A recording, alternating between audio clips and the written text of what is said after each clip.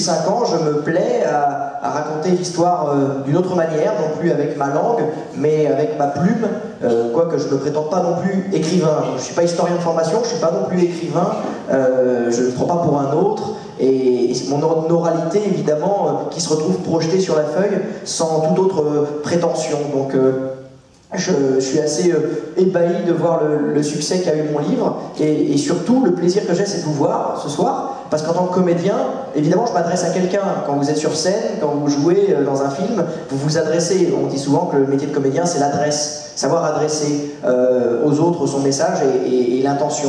Et quand vous êtes écrivain, tout d'un coup, vous vous adressez à personne. Vous êtes là où vous travaillez, là où vous écrivez, et il n'y a pas de regard en face. Donc en fait, le vrai cadeau que vous me faites par votre présence, c'est d'être avec moi ce soir, au-delà d'acheter mon livre, ça c'est très gentil, mais surtout c'est d'être là parce que j'ai enfin la sensation de m'adresser à quelqu'un, et pour mon premier métier qui est d'être comédien, et donc de m'adresser à des gens, et bien là j'ai la sensation d'être à ma place. Voilà, donc merci beaucoup d'être venu jusqu'à moi, et de croiser le regard, et de ferrailler dur, j'espère.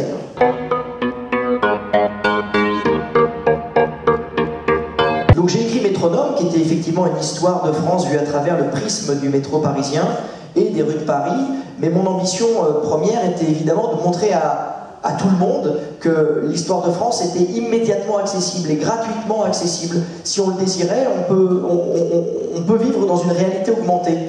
Vous pouvez agrémenter vos trajets de quelque chose qui est formidable, c'est l'histoire des lieux dans lesquels vous vivez. L'histoire est présente, elle n'est pas enfermée dans les musées, elle n'est pas perdue dans des livres, elle n'est pas non plus la chasse gardée des universitaires et des historiens. Non, l'histoire de France, elle nous appartient à tous, on doit tous se reconnaître en elle, puisque nous en sommes, qui que nous soyons, les héritiers.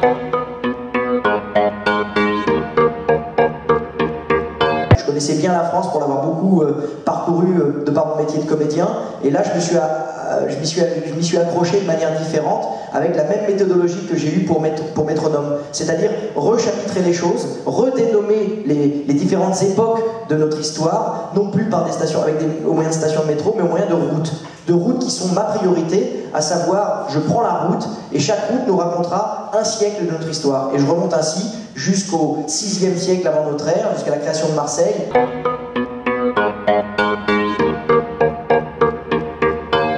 Mon défi, ma gageure, a été de raconter une histoire de France sans passer par Paris.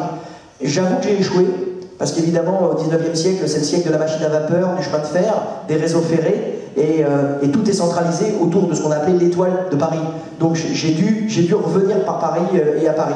Et si, évidemment, pour les Hauts-de-Seine, je raconte la première catastrophe ferroviaire de Meudon, qui est le premier accident vraiment terrible d'un chemin de fer qui s'est cassé la figure du viaduc. D'ailleurs, le viaduc, il est encore visible. À Meudon, vous avez le viaduc duquel est tombé le train, et le train qui s'est fracassé au sol a pris feu, comme les wagons étaient en bois, et les gens ont brûlé vifs dans les wagons. C'était pas mal quand même, belle histoire. Mais non, c'était atroce. Mais voilà, c'est un peu la première image qui me revient des Hauts-de-Seine. Elle n'est pas très réjouissante, mais c'est l'anecdote que j'ai sur les Hauts-de-Seine dans Hexagone. Il y en a peu parce que j'ai vraiment voulu me tenir éloigné de Paris pour ce deuxième ouvrage.